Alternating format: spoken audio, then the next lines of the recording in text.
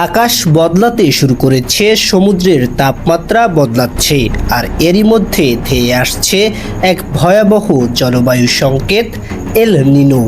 এল নিনো মূলত প্রশান্ত মহাসাগরের একটি প্রাকৃতিক জলবায়ু প্রক্রিয়া, যেখানে সমুদ্রের পানি অস্বাভাবিকভাবে উষ্ণ হয়ে ওঠে। এই পরিবর্তনের ফলে বিশ্বজুড়ে আবহাওয়ার স্বাভাবিক ভারসাম্য ভেঙে পড়ে।